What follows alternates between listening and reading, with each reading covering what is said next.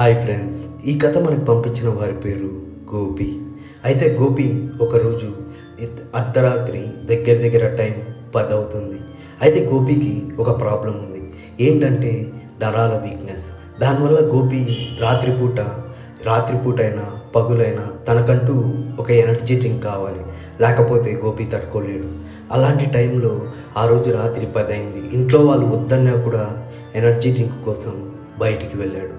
అయితే గోపి బయటికి వెళ్ళడంతో అప్పుడే గోపికి ఒక ఫోన్ వచ్చింది.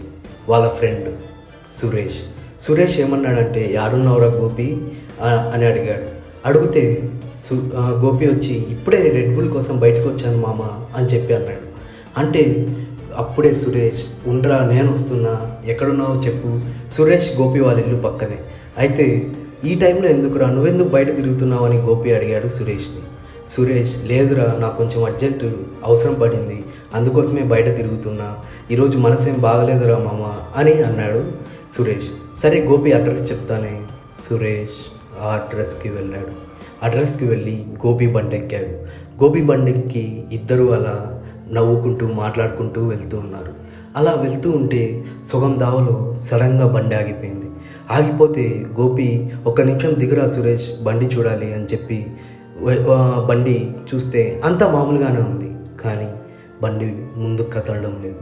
సరే అని చెప్పి మళ్ళీ ఆన్ చేసి గోపి బండి తోలుతూ సడన్గా సైడ్ మిర్రర్లో చూశాడు.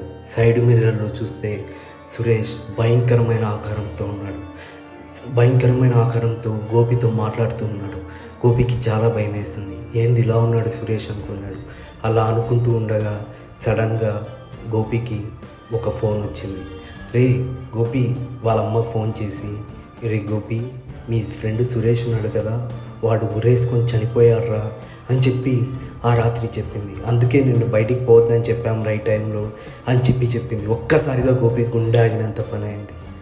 అప్పుడు ఆ నైట్ గోపి జీవితంలో ఎప్పటికీ మర్చిపోలేని నైట్గా మిగిలిపోయింది. ఆ రాత్రి గోపి జీవితంకి ఒక పీడకల. ఈ కథ మనకు పంపించిన వారి పేరు గోపి.